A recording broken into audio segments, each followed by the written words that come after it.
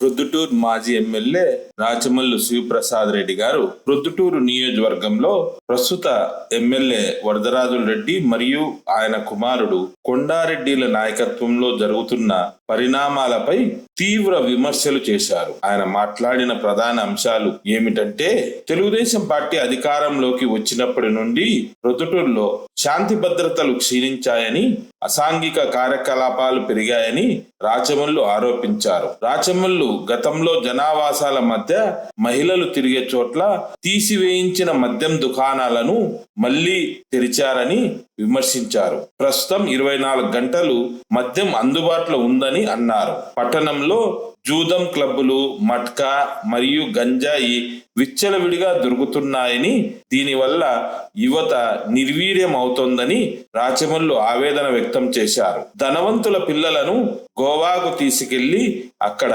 జూదం, వ్యభిచారం వంటి చెడు అలవాట్లకు గురి చేస్తున్నారని రాచమల్లు ఆరోపించారు. పేదలకు అందాల్సిన రేషన్ బియ్యాన్ని తెలుగుదేశం పార్టీ కౌన్సిలర్లు అమ్ముకుంటున్నారని రాచమల్లు విమర్శించారు. చౌడూరు ప్రాంతంలో ఇండస్ట్రియల్ ప్లాట్ల పేరుతో రైతుల భూముల్లో ఇసుకను అక్రమంగా తరలిస్తూ కోట్ల రూపాయలు సంపాదిస్తున్నారని రాచమల్లు పేర్కొన్నారు. బొల్లవరం మరియు ఇతర ప్రాంతాల్లో సుమారు 150 కోట్ల రూపాయల విలువైన ప్రభుత్వ భూములను కొండారెడ్డి అనుచరులు కబ్జా చేస్తున్నారని రాచమల్లు ఆరోపించారు. పట్టణంలో జరిగే పనులకు టెండర్ విధానం లేకుండా తమ అనుచరులకే కట్టబెట్టి భారీగా పర్సెంటేజీలు అనగా కమిషన్లు వసూలు చేస్తున్నారని రాచమల్లు విమర్శించారు. పోలీస్ వ్యవస్థపై అధికార పార్టీ ఒత్తిడి ఎక్కువగా ఉందని, వారు స్వేచ్ఛగా పనిచేయలేకపోతున్నారని రాచమల్లు అన్నారు. ముఖ్యంగా శ్రీరామ్ చిట్స్ మేనేజర్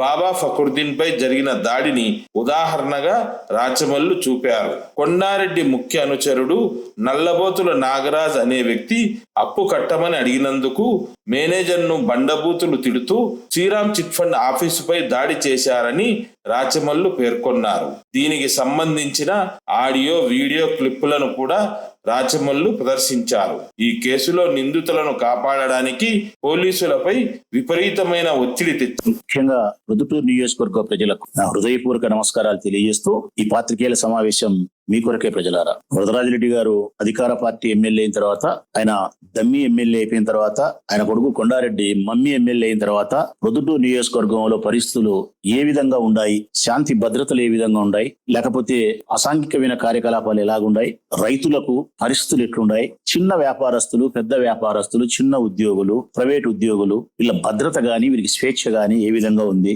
వీరి పరిపాలనలో పోలీస్ వ్యవస్థ 4 పాదాల మీద నడుస్తుందే, ఒక పాదం మీద కుంటిగా నడుస్తుందే, ఇవన్నీ మీకు అవగతం కావాలా? ఒక్కసారి మీరు వారి గురించి ఆలోచించాలని చెప్పి ఎప్పటికప్పుడు నేను మీకు వాస్తవ సత్యాలను మీ ముందుకు తీసుకొస్తాను. సత్ విమర్శలే తప్ప రాజకీయపరమైన కోణంలో నా లాభాన్ని ఆశించి ఏ ఒక్క వాస్తవాన్ని కూడా నేను విమర్శన రూపంలో సంధించడం లేదు. ప్రజలారా, నా మాటని మీరు విశ్వసించాలని విజ్ఞప్తి చేస్తా ఉన్నాను. అబద్ధాలు ఎప్పుడు మాట్లాడను. నాకు తెలిసినంత వరకు అయితే తెలుగుదేశం పార్టీ అధికారంలోకి వచ్చినప్పటి నుంచి ప్రొద్దుటూరులో వరదరాజిరెడ్డి గారు డమ్మి ఎమ్మెల్యే అయిపోయినప్పటి నుంచి, కొండారెడ్డి గారు రాజ్యాంగేతర శక్తిగా తయారైనప్పటి నుంచి ఇక్కడ ఎవరికి స్వేచ్ఛ లేదు. ఏ వ్యాపారస్తులకు స్వేచ్ఛ లేదు, ఉద్యోగస్తులకైతే ఉరివే స్వేచ్ఛ లేదు. ఆ ఉద్యోగస్తుల్లో కూడా పోలీసుల పరిస్థితి అయితే సంకట పరిస్థితి, చాలా సంకటమైన పరిస్థితి వాళ్ళది. ముందుకు పోలేక, వెనక్కి పోలేక, మనసును చంపుకోలేక, అట్లని ఉద్యోగాన్ని ఉద్యోగంలాగా చేస్తామంటే ట్రాన్స్ఫర్స్ లేకుంటే వీఆర్లు పెడతారు. ఇది పోలీసుల పరిస్థితి. ఒకసారి గమనించండి మీరే. వీళ్ళు వచ్చిన తర్వాత ఎక్కడ పడితే అక్కడ మద్యం. నేనేమో మా ప్రభుత్వం ఉన్నప్పుడు వసంతపేట, సాయిబాబా కోటాల దగ్గర ఎన్ని బ్రాంచ్ షాపులు ఉంటే తీసేవి.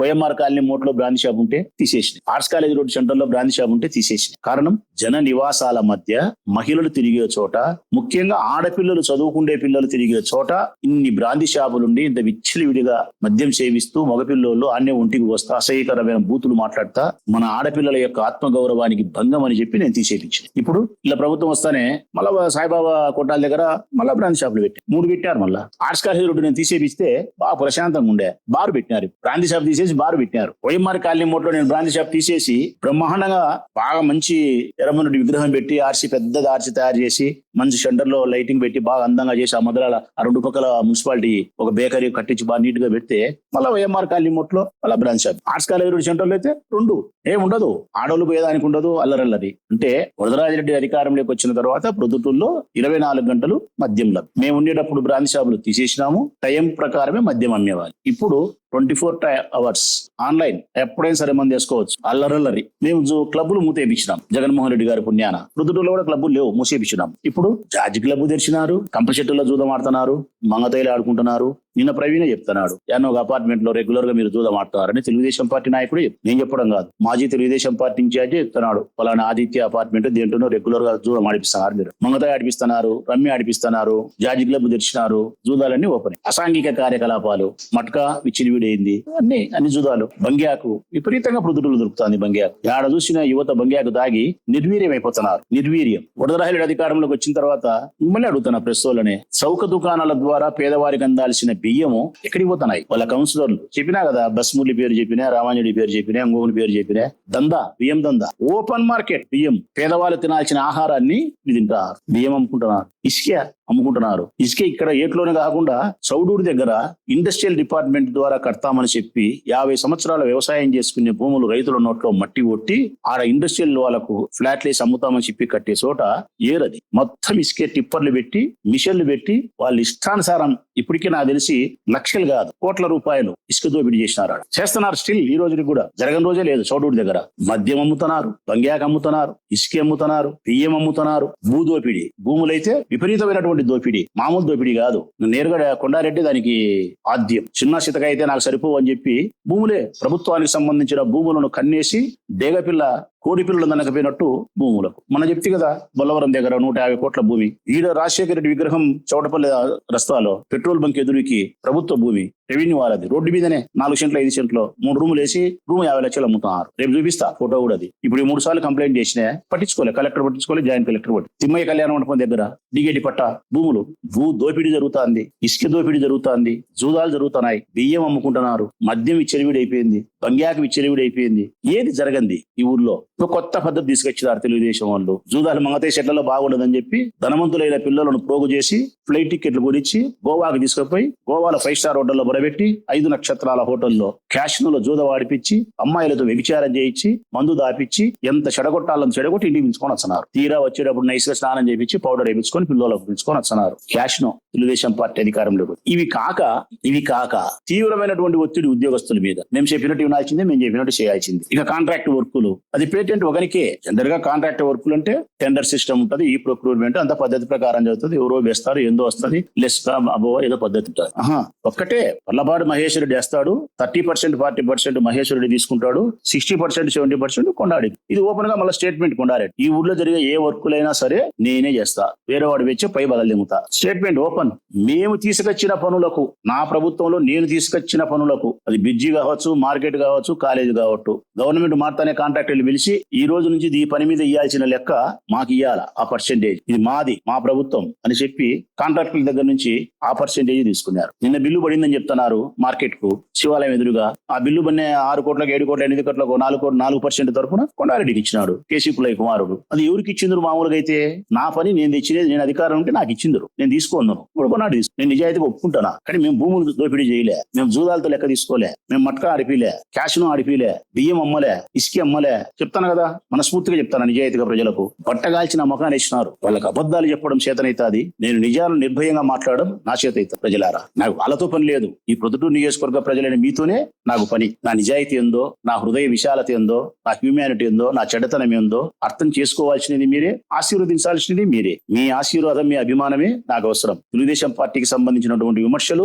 నా తలలో ఉండే తెల్ల వెంట్రుకతో సమానం, నేను పట్టించుకోను. ఇక ఈ పాత్రికేయుల సమావేశాన్ని ముఖ్యంగా నేను నిర్వహించడానికి ఏంటంటే కారణం ఏంటంటే, వీటితో పాటు డబ్బు సంపాదించుకుంటున్నారు. దుర్మార్గము నీచము మనకు ఎవరికి నచ్చంది ఏంటంటే, బలవంతుడు బలహీనుని దోచుకోవడం, బలవంతుడు బలహీనుడి పైన దౌర్జన్యం చేయడం, అంటే బలహీనునికి ఉండబడిన హక్కులను హరించడం, వానికి ఉండబడినటువంటి న్యాయమైన అధికారాలను బలవంతంగా లాక్కోవడం, స్వేచ్ఛ హరించడం. ఏంటి ఆ సంఘటన? రోజు చేస్తున్నారు వాళ్ళు. పోలీసు వాళ్ళ మీద ఒత్తిడి, ఇంగోరి మీద దౌర్జన్యాలు. మచ్చుకొకటి చూపిస్తాను ఈ రోజు. నేను ఇక్కడికి ఇన్ని చెప్పనే చెప్పగలుగుతాను నేను. ప్రజలారా, మీకు మచ్చుకొకటి. తెలుగుదేశం పార్టీకి సంబంధించి వరదరాజిరెడ్డి శిష్యుడు అన్నానికంటే కొండారెడ్డికి అనుంగు శిష్యుడు నల్లబోతుల నాగరాజు. ఈయనకు ఒక పార్టీ పదవి కూడా ఉంది ఈ అబ్బాయికి. తెలుగుదేశం పార్టీ లేదో యూత్ ఏదో పదవితో పాటు రాష్ట్ర ప్రభుత్వం వాల్మీకి సంఘానికి బోయ కులస్తులు అనుకుంటా దానికి డైరెక్టర్ గా పదవినిచ్చినారు రాష్ట్ర స్థాయిలో అంటే తెలుగుదేశం పార్టీ ఆ పిల్లోని గుర్తించిందని అర్థం. రికగ్నైజ్ చేసింది తెలుగుదేశం పార్టీ, మావాడు మా కార్యకర్త మానేడు. కొండారెడ్డి సపోర్ట్ చేస్తేనే ఆ పిల్లోనికి ఆ పదవి వస్తుంది, లేకుంటే రాదు. అందుకే కొండారెడ్డి యొక్క అనుంగ శిష్యుడు నాగరాజు. ఈ అబ్బాయి శ్రీరామ్ చిట్స్ లో ఓటర్దుర్తికి సంబంధించిన తన ఇంటిని కొంత స్థలాన్ని మార్టిగేజ్ చేసి 40 లక్షల రూపాయలు అప్పు తీసుకున్నాడు. శ్రీరామ్ చిట్స్ లో 40 లక్షల రూపాయలు. నెల 1,31,000 కంతు కట్టాల. నెల 1,31,000 కంతు కట్టాల ప్రజల, అసలు వడ్డీ కలిపి. బహుశా కట్టింటాడు ఒక 6 నెలలు 10 నెలలు ఈ మధ్య కాలంలో తీసుకున్నాడు, కట్టింటాడు. ఈ మధ్య ఒక 6 నెలల నుంచి కట్టలే. 6 నెలల నుంచి 1,31,000 చొప్పున కట్టలే. 6 నెలల కంతులు కట్టినప్పుడు నన్నైనా నిన్నైనా ప్రజలారా ఎవరినైనా, నేను కూడా మా ఇంట్లో బ్యాంకులో సెంట్రల్ బ్యాంక్ లో పెట్టుకొని తెచ్చుకున్నాను. నేను కూడా కంతు కట్టినప్పుడు నాకు కూడా వచ్చినారు, అడిగినారు, నోటీసులు ఇచ్చినారు, మా ఇంటి కాగితం కనిపించినారు, 1000 వరకు తీసుకుని నేను చెప్పుకుంటానే మేనేజర్ ఇబ్బంది ఉండి ఈ సంవత్సరం ఎలక్షన్ అయిపోయి డబ్బు లేక కట్టలేకపోతాను సార్ అని చెప్పుకునే తప్ప గొడవ చేయలే, అసభ్యకరంగా మాట్లాడాలి. నేను ఇక్కడ కూడా చెప్పేది ప్రజలకి ఏంటంటే, అప్పు చేయడం నేను విమర్శించడం లేదు ప్రజలారా. అప్పు చేసిన తర్వాత 4-5 కంతులు ఆలస్యంగా కట్టడం కూడా నేను పెద్ద నేరంగా కూడా పరిగణించడం లే. నేను నేరంగా పరిగణించేది ఏంటంటే, అప్పు తీసుకొని సకాలంలో చెల్లించకుండా ఉండే పరిస్థితుల్లో ఉన్నప్పుడు అప్పు ఇచ్చిన వాని పట్ల మనము గౌరవంగా మాట్లాడాలా, పద్ధతిగా చెప్పుకోవాలా, నెమ్మదిగా మనము చెప్పుకోవాలా, వీలు చూసి తీర్చుకుంటా రావాలా. అంతే తప్ప అప్పు ఇచ్చిన వానికి మనం సక్రమంగా కట్టకుండా మనల్ని అప్పు అడిగినాడని చెప్పి వాని మీద మనం దాడి చేస్తే దీన్ని దౌర్జన్యం అంటారు, దీన్ని రౌడీజం అంటారు, దీన్ని హింస అంటారు, దీన్ని అధికార జులుం అంటారు, దీన్ని మన కడప పొద్దుటూరు భాషలో చెప్పాలంటే కొవ్వు అంటారు. ఇక్కడ ఏం జరిగింది? 6 కంతులు కట్టకపోతే శ్రీరామ్ కి సంబంధించినటువంటి మేనేజరు బాబా ఫక్రుద్దీన్ అనే ఒక ఉద్యోగి ఫోన్ చేసినాడు. ఆయనకు పలుమార్లు ఫోన్ చేసింటాడు, పలుమార్లు ఇంటికాడికి వింటాడు, ఇస్తాను రేపు అనేది చెప్పింటాడు, ఎక్కువ కాలే కానీ ఫోన్ చేసినాడు. సార్ నా బాకీ అని చెప్పి అడిగితే, నన్ను ఫోన్ చేసి బాకీ అడుగుతావా, నన్ను ఫోన్ చేసి అడుగుతావా? బండ బూతులు అంటే అసభ్యకరమైన, వినడానికి కూడా అసహ్య కలిగే మాటలు. అది మీరింటే కూడా ప్రజలింటే కూడా అసహించుకుంటారు. నీ అమ్మ డాష్, నీ అమ్మ పూ డాష్, నీ అమ్మ పూలో మో డాష్, ఇట్లా తిరిగితే ఉద్యోగస్తుల్ని ఏమన్నా ఇది సాంప్రదాయమా? ఉద్యోగస్తులకు స్వేచ్ఛ ఉన్నట్ట అప్పులు ఇచ్చిన వాళ్ళు డక్కలిచ్చి తెలుగుదేశం పార్టీ వాళ్ళతో తిట్టించుకొని మిడదబ్బలు తినాలనా? వ్యాపారస్తులకు రక్షణ ఇదేనా? ఇట్లాంటి చిన్న ఉద్యోగస్తులకు ఇదేనా రక్షణ? తెలుగుదేశం పార్టీ కొండారెడ్డి వాళ్ళు ఇచ్చేది రక్షణ ఇదేనా? మీరు చెప్పింది ఇంతకుముందు ఎలక్షన్ల ముందు మీరు ఈ పిల్లోడే తిట్టినాడు నాగరాజు. ఎవరిని? ఆ బాబా ఫక్రుద్దీన్ తిట్టి, ఎక్కడున్నావురా నువ్వు, ఎక్కడున్నావు చెప్పురా నువ్వు, నేను ఆఫీసులో ఉంటా కొడక, ఆఫీస్లో వచ్చానాలే అని ఫోన్ పెట్టేసి ఆఫీస్ కు మళ్ళా ఒక 10 మంది 8 మంది మనుషులు పిలుచుకొని పోయి ఆఫీస్ మీద దాడి చేసి శ్రీరామ్ చిట్స్ లేకపోయి అతన్ని కొట్టి కుర్జీలన్నీ ఇసిరేసి కొద్దిగా భయోత్పాదకమైన వాతావరణాన్ని కల్పించి వాళ్ళల్లో ఒక టెన్షన్ క్రియేట్ చేసి, కొడకల్లారా మేము తిట్టించుకోవాలా, మళ్ళీ మాకు ఎదురు చెప్తారా, మీరు మమ్మల్ని మళ్ళీ ఎదురు మాట్లాడతారా, మా పార్టీ అధికారంలో ఉంది మేమేమనుకుంటున్నాం అని చెప్పి పెద్ద రచ్చ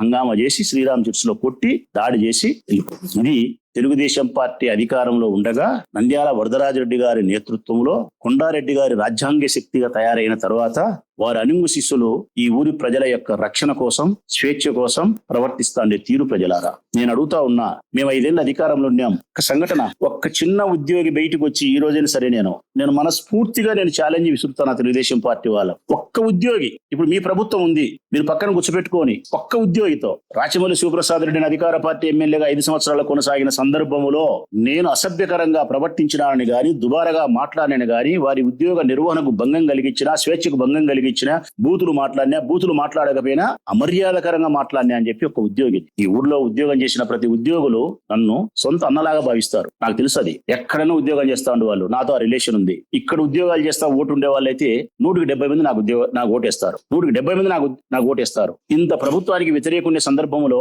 ఉద్యోగస్తులందరూ ఏకపక్షంగా మా ప్రభుత్వానికి వ్యతిరేకంగా ఓటేస్తే, దేశమందరికి 20% వేస్తే నాకు 30-35% ఓటేసినారు. మా ప్రభుత్వం మీద వ్యతిరేకం లేకుండా ఉంటే 14-19లో నాకు 90% ఓటేసినారు. కారణం వాళ్ళతో నా రిలేషన్, వాళ్ళతో నా మర్యాద తీరైనటువంటి ప్రయాణం. అది మీరు ఇక్కడ చేయలే మీరు దౌర్జన్యం. ఇక్కడ దౌర్జన్యం చేసినారు. ఆ విలువడిపై కంప్లైంట్ ఇచ్చినాడు. Baba Fakruddin three town police station లో కంప్లైంట్ ఇచ్చి, అయ్యా నా పైన ఇట్లా దాడి చేసినారు పలానోళ్ళు అని చెప్పి కంప్లైంట్ ఇచ్చి, శ్రీరామ్ చిట్స్ లో సీసీ ఫుటేజ్ ఉంటాయి కదా ప్రజలారా, రికార్డ్ అయింది. సీసీ ఫుటేజ్ తీసుకుపోయి సిఐకి ఇచ్చినాడు, కంప్లైంట్ ఇచ్చి కేసు రిజిస్టర్ చేయాలి కదా. త్రీ టౌన్ సిఐ మంచిగానే స్పందించినాడు, న్యాయంగానే స్పందించినాడు, కంప్లైంట్ తీసుకునే అర నిమిషానికే ఒత్తిడి, తీవ్రమైన ఒత్తిడి కొండారెడ్డి దగ్గర నుంచి, వరదరాజిరెడ్డి దగ్గర నుంచి. ఏమని? కంప్లైంట్ రిజిస్టర్ చేయొద్దు, మావాడే తెలుగుదేశం, ఏదో జరిగింటుంది, కేసు కట్టద్దు, వాడిని భయపడియండి, నయాన్న భయాన్ని నచ్చచెప్పండి, వినకపోతే భయపడియండి. లేదు సార్, సీసీ ఫుటేజ్ తీసుకొచ్చి ఇచ్చినారు, అతను ఉద్యోగస్తుడు, క్లియర్ కట్ గా ఉంది, కేసు కట్టాలా, కట్టకపోతే ఎట్లా అని చెప్పి సిఐ చెప్తే సిఐ మీద విపరీతమైన ఒత్తిడి. కొండారెడ్డి ఒత్తిడి సరిపోలేదని చెప్పి మళ్ళీ ఈవి సుధాకర్ రెడ్డిని పంపిస్తారు స్టేషన్. ఇంకా ఒకరిద్దరు పనికిమాలిన కౌన్సిలర్లను పంపిస్తారు. ఆ బాబా ఫక్రుద్దీన్ను తీవ్రంగా బెదిరిస్తున్నారు. ఏంటికి అధికార పార్టీ వాళ్ళు వాళ్ళతో పెట్టుకుని ఎందుకు ఇబ్బంది, నువ్వు కేసు విత్డ్రా చేసుకో, ఇళ్ల కాడికి వచ్చారు, ఏంటంటో జరుగుతాయి, అట్లా ఇట్లా అని పోలీసులతో చెప్పించారు, రాజకీయ నాయకులు చెప్తారు, పక్కన వాళ్ళు చెప్పి భయపడిస్తారు. కానీ అతను వాళ్ళ పై అధికారులు వినలే. శ్రీరామ్ సంబంధించినటువంటి బాబా ఫక్రుద్దీన్ పై అధికారులు వినలే. సంస్థ మీదకి వచ్చి బాకీ ఉంటే, బాకీ అడిగితే ఇంటికి వచ్చి కొట్టిపోతే, మనం కంప్లైంట్ కూడా కేసు కూడా రిజిస్టర్ చేయించుకోకుండా రాజీ పడిపోతే, రేపొద్దున బాకీ ఇచ్చిన వాళ్ళందరూ తీసుకున్న వాళ్ళందరూ ఇటనే ప్రవర్తిస్తారు కదా అని చెప్పి వాళ్ళ తిరుపతి నుంచి మెయిన్ ఆఫీస్ నుంచి లేదు, కేసు రిజిస్టర్ చేయాల్సిందే, భయపడద్దు నువ్వు అని చెప్పి అతను ధైర్యంగా నిలబడితే ఆడికి సిఐ పాపం చెప్తున్నాడు తెలుగుదేశం వాళ్ళకు, అతను గట్టిగా ఉన్నాడు, నేనేం చేయలేను, కేసు రిజిస్టర్ చేయాల్సిందే అని చెప్తే సిఐ మీద ఒత్తిడి చేసి ఏం చేస్తారు తెలిసిన? నక్క తెలివితేటలు, లాయర్ సుధాకర్ రెడ్డి తెలివితేటలు. మనకు 4 రోజులు గడువు వస్తుంది, నేను ఒత్తుకునేదానికి, ఆయన పండు చేసేదానికి, కేసు కట్టకుండా కోర్టుకు పర్మిషన్ అడుగు. ఏమని? ఈ కంప్లైంట్ వచ్చింది, ఈ కేసు రిజిస్టర్ చేయాలన్నా చేయకూడదా? కోర్టుకు మనం అడిగేది ఎప్పుడండి ప్రజలారా? కేసు రిజిస్టర్ చేయడానికి అనుకూలత లేనిదా, అనుకూలత ఉండిదా, కట్టచ్చునా కట్టకూడదని అనుమానాస్పదం కలిగిన చిన్న విషయం ఏదైనా అయితే గన కోర్టు పర్మిషన్ అడుగుతారు. క్రిమినల్ యాక్టివిటీస్ అయి ఉండి సీసీ ఫుటేజ్ ఉంది, దాడి చేసినది అయితే కోర్టును అడగాల్సిన అవసరం లేదు. అది సిఐ కూడా తెలుసు. వీళ్ళ శర తట్టుకోలేక కోర్టుకు రాసినాడు. కోర్టుకు రాసే కోర్టు 2 రోజులు 3 రోజులు సమయం పడుతుంది. ఆ 2-3 రోజులు వీళ్ళు బెదిరించుకున్నారు. కానీ కోర్టు ఏం చెప్పింది? మేజిస్ట్రేట్ సీసీ ఫుటేజ్ ఉండి క్రిమినల్ యాక్టివిటీస్ లో పాల్గొనే వాళ్ళు క్లియర్ కట్ గా ఉంటే నా పర్మిషన్ మీరు కోర్టు రావడం ఏందని చెప్పి కోర్టు మందలించింది. అది తెలుసు ఇలా పోలీసు వాళ్ళకు. ఇలా శర తట్టుకోలేక దాని తర్వాత కేసు కట్టినారు. విధిలేని పరిస్థితిలో కేసు కట్టి అక్కడికైనా కొండారెడ్డి వాళ్ళు తెలుగుదేశం వాళ్ళు గమ్మున ఉండొచ్చున్నా ప్రజలారా? ఉండలే. కేసు కట్టాల్సిన పరిస్థితి వచ్చింది కదా, నువ్వు కట్టినావు కదా, మేము ఇప్పుడు ఒక దళితుని పంపిస్తాం, డ్రైవర్ ను, SC ST అట్రాసిటీ వాని మీద కేసు పెట్టు అంటే, ఆ గొడవ చేసిన 7 మందిలో ఒకడు ఉండాడు దళితుడు, మావాడు, ఇది వీడిని తిట్టినాడు, వాడు కులం పేరుతో కంప్లైంట్ ఇచ్చాడు, కేసు పెట్టు అని సిఐ మీద తీవ్రమైన ఒత్తిడి. కొండారెడ్డి ఈవి సుధాకర్ రెడ్డి దగ్గర ఉండే డ్రైవర్ దళితుని పంపించినారు కంప్లైంట్. సిఐ పాపం ఒప్పుకోలే, సిఐ మనసాక్షి ఒప్పుకోలే. ఇది పొలిటికల్ కేసు కాదు, ఉద్యోగస్తులు జరిగిన కేసు, ఇట్లాంటి కేసులలో ఇంత అన్యాయంగా మేము ప్రవర్తించి లేని SC ST అట్రాసిటీ పెడితే ఎంత దుర్మార్గం, అన్యాయం అని చెప్పి ఆ సిఐ స్పందించకుండా కొండారెడ్డికి చెప్పినాడు. SC ST atrocity false case sir, ఇది నేను పెట్టలేను, ఒకవేళ పెట్టే పైన DSP కడప నుంచి ఒక ఆయన వస్తాడు, ఎంక్వైరీ చేస్తాడు, ఉండదు అప్పుడు కూడా మీకు ఇంత దుర్మార్గం ఎందుకు, అనవసరం, వదిలేయండి మీరు అని చెప్పి రాసి రంపాన పెట్టినారు సిఐని. దెబ్బలు తినేదేమో బాబా ఫక్రుద్దీన్, నరకం అనిపించిందేమో సిఐ, 3 టౌన్ సిఐ. ఇంత హింస పోలీసు వాళ్ళు మీరు పెట్టే అధికారం ఉందని, రేపొద్దున మీ కర్మ చెడ్డదై అధికారం పోతే ఇదే సిఐ ఇక్కడ పని చేస్తే మీరు సిక్కితే మా పొగాకు నలిపినట్టు నలుపుతారు మిమ్మల్ని, చేతులేసి నలుపుతారులే, ఈ పొగాకు అట్లా నలుపుతారు మిమ్మల్ని. మీకు అర్థం కావడంలే. ఇంతటితో కూడా ఆగలే ప్రజలారా. ఇల్లు కొత్త ప్లాన్ వేసినారు, మళ్ళా అక్కస 1 year కేసు కట్టాలా, కౌంటర్ కేసు. మళ్ళీ దానికి కొత్త పథకం ఏం తెలిసిన?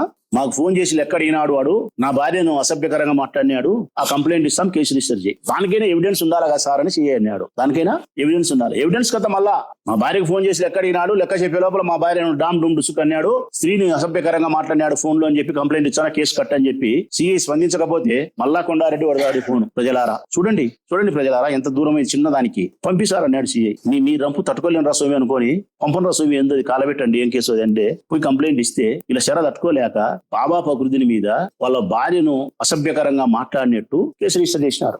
ఇది ప్రొద్దుటూరులో వరదరాజిరెడ్డి కుమారుడు తెలుగుదేశం పార్టీ యొక్క పర్యవేక్షణలో, నాయకత్వంలో ధర్మము 4 పాదాల మీద కాకుండా 8 పాదాల మీద నడుస్తుందో, లేకుంటే ఒక్క పాదం మీద కూడా ముళ్ళు గుచ్చుకుంటే కుంటుకుంటే నడుస్తారు చూడి, అట్ట నడుస్తుంది. ఇది వీళ్ళు శాంతి కపోతాలు, వీళ్ళు ఈ ఊర్లో అసాంఘిక కార్యకలాపాలను రూపుమాపేవాళ్ళు, వీళ్ళు ఈ ఊర్లో ప్రజల యొక్క ఆస్తులకు భద్రత కల్పించేవాళ్ళు, సబ్ రిజిస్టర్ ఆఫీస్ లో వీళ్ళు ఈ ఊరిని అభివృద్ధి చేసేవాళ్ళు. అసాంఘిక కార్యకలాపాలకు, జూదాలకు ఓపెన్ గా జార్జి క్లబ్ తెరిపించిన మీరు జూదాలు మూతేపించే వాళ్ళ, మద్యం విచ్చలవిడిగా అమ్ముతా సెంటర్లలో జన నివాసాల మధ్య బ్రాందీ షాపులు తెరిపించి స్త్రీల యొక్క ఆత్మగౌరవాన్ని భంగం కల్పిస్తా ఉన్నారే, మీరా మహిళలను గౌరవించేది? పేదవాళ్ళు తినాల్సిన బియ్యాన్ని మీ కౌన్సిలర్లు బొక్కసానికి కొండారెడ్డి భాగం పెట్టుకొని తింటా ఉంటే మీకెట్లా నందిని జీర్ణమవుతాందయ్యా?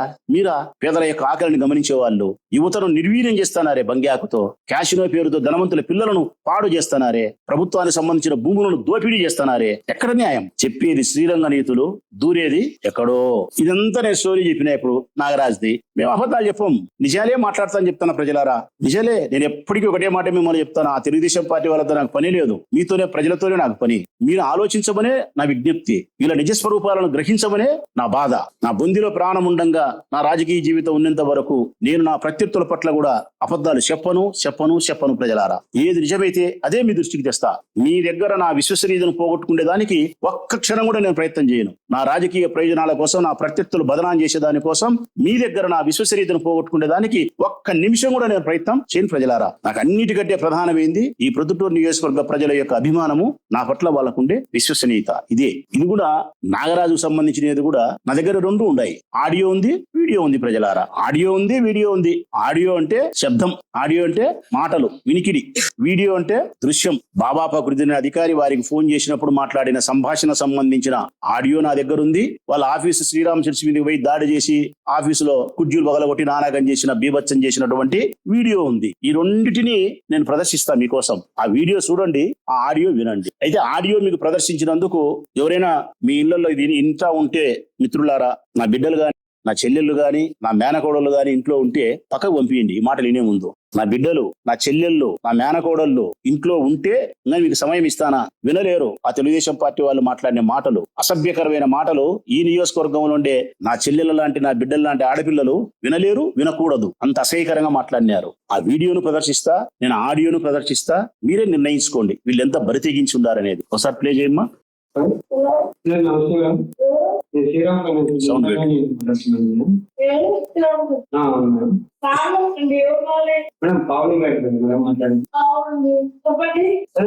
లోన్ తీసుకున్నారు కదా ప్రాపర్టీ మీద. ఎవరా మాట్లాడేది? మాట్లాడు. ఎవరా మాట్లాడేది? ఎవరా నీ అమ్మ పూగులో నా పడ్డావు. ఏంది చెప్పు. ఏదో మాట్లాడేది. ఏంది నువ్వు మాట్లాడండి, నువ్వు మాట్లాడండి. నీ అమ్మ పూగులో పెడతాను అని చెప్పడం మీ వీడియో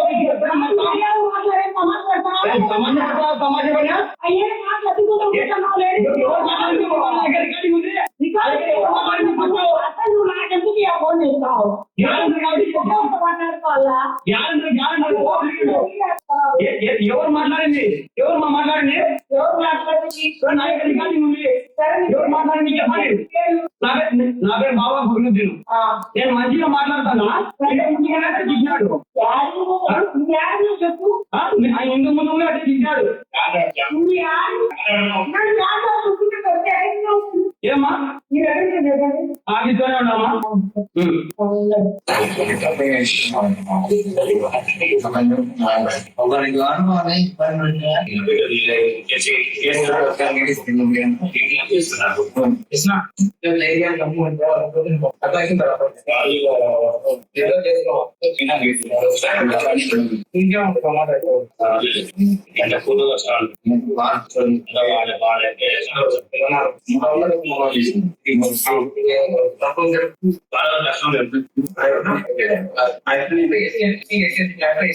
ఆ వెనకలు వచ్చే వాళ్ళు కూడా వాళ్ళే, ఆ ఇద్దరు కూడా.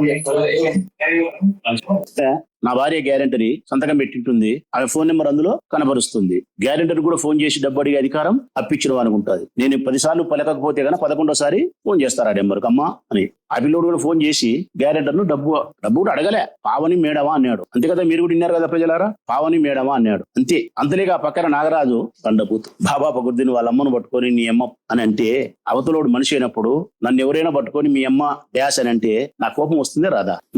నాకంటే చాలా పెద్దోడు మా అమ్మని తిప్పితే నా కోపం వస్తే రాదా? కోపం వచ్చి నేనంట.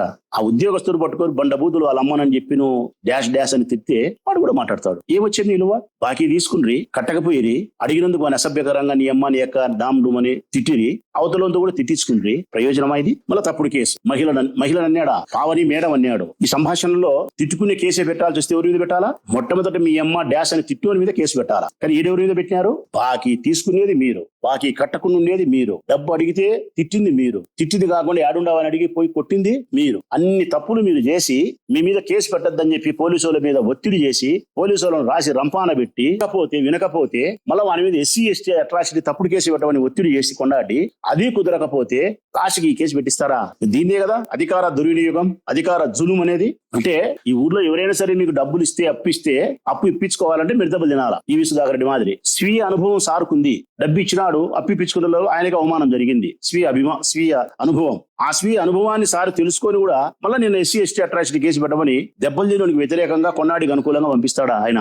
నేను సత్యం మాట్లాడతా, వాళ్ళు అసత్యాలు మాట్లాడతారు. ప్రజలే గమనించాల్సిన అవసరం ఉంది. ఇందులో పోలీసులు తప్పు చేసినారన్నామా, పోలీసులతో తప్పు చేయించినారన్నామా? ప్రజలారా మీరు ఎలా అనుకుంటారో నాకు తెలియదు, కానీ నేనైతే ఏమనుకుంటా అంటే పోలీసులతో తప్పు చేయిస్తున్నారు, తప్పు చేయలే వాళ్ళు, తప్పు చేయిస్తున్నారు.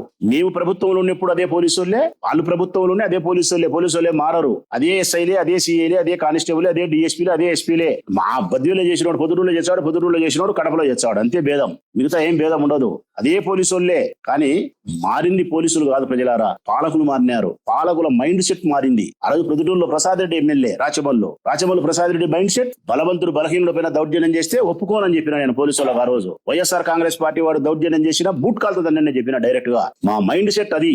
నా జీవితంలో నాకు సరిపోని అంశాలే 3 అంశాలు. మొట్టమొదటిది, మహిళల పట్ల అసభ్యకరంగా ప్రవర్తించేవారు నా జీవితంలో నా పార్టీలో నేను ఎప్పుడు చేరదీని దగ్గర పెట్టుకోను, దూరం పెడతావాన్ని స్త్రీల పట్ల అసభ్యకరంగా ప్రవర్తిస్తే.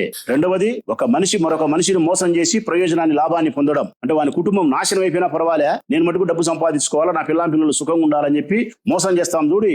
నీచం, అన్నిటికంటే నీచాతి నీచం మోసం అనే పదమే అసహ్యం. అది నాకు సరిపోదు. మోసం చేసే మనసులను నా ఎండ పెట్టుకునే దానికి నేను సిద్ధపడను, దూరం పెడతావాన్ని ఎప్పుడైనా సరే. మోసం చేస్తే రాజకీయాల్లో మా పక్కన చిల్లాడుతుండొచ్చు, ఎవరైనా మోసం చేసినోడు వాడిని ఎంకరేజ్ చేసేది కానీ, వాడిని ఎత్తిన పెట్టుకునేది కానీ, వాడు చేసింది మంచి అని చెప్పడం కానీ, పోలీసులు చెప్పి కాపాడని చెప్పేది కానీ నా జీవితంలో చేయను. మూడవది, నాకు అసహ్యకరమైన అంశం బలవంతుడు బలహీనుల పట్ల చేసే దౌర్జన్యం, హింస. ఎన్ని వీళ్ళు చేస్తున్నారు. ఎన్నికల కంటే ముందు చెప్పిన మాటలు పత్తిగింజ మాటలు మాట్లాడుతున్నారు. పోలీసులను ఈ విధంగా రాసి రంపాన పెడితే పొలిటికల్ పార్టీలకు సంబంధించిన అంశమైతేనే ఇంత మీరు నరకం చూపించినారే. పొరపాటు మా వైఎస్ఆర్ కాంగ్రెస్ పార్టీకి సంబంధించిన అంశం అయితే మంచినీళ్లు తాగే లోపల కేసులు పెడతారు మా మీద. లేటే ఉండదు. ఎట్లాంటిది? ఇప్పుడు ఉదాహరణకు పూజా స్కూల్లో మేము లెక్క కట్టినాం.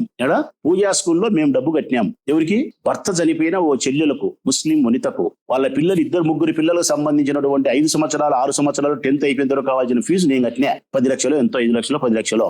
ఆ స్కూల్ మూతబడింది. ఆ స్కూల్ మూతబడిన తర్వాత అప్పటి వరకు చదువుకునే పిల్లలు చదువుకు ఫీజు పోను, మిగతా డబ్బులు ఆయమ్మకు ఇయ్యాలా. ఆయమ్మకి ఇయ్యలే. 2 ఏళ్లు బట్టి ఆయమ్మ తిరిగితే ఇయ్యకపోతే ఆయమ్మ మా దగ్గరకు వచ్చి చెబితే నేను మా ఆడపిల్లలు పంపించిన. వైఎస్ఆర్ కాంగ్రెస్ పార్టీకి సంబంధించిన మహిళా నాయకురాలను నా చెల్లెళ్ళ పంపించిన. అమ్మ మీరు మాట్లాడి డబ్బులు ఇప్పిపోవడం స్కూల్ కార్డు ఇవి. ఆ ముస్లిం వనితని పిలుచుకొని స్కూల్ కార్డు ఇవి డబ్బు అడిగితే ఇంత నోర్లు వేసుకొని పూజా స్కూల్ వాళ్ళు మాట్లాడితే, గచ్చిపాటి లక్ష్మీదేవమ్మ గట్టిగా మాట్లాడితే వాళ్ళు కంప్లైంట్ ఇస్తే మంచినీళ్ళు తాగే లోపల గచ్చిపాటి లక్ష్మీదేవి మీద కేసు పెట్టినారు. తాలూకా పోలీస్ స్టేషన్. మంచినీళ్ళు తాగే లోపల పెట్టినారు కేసు గచ్చిపాటి లక్ష్మీదేవి మీద.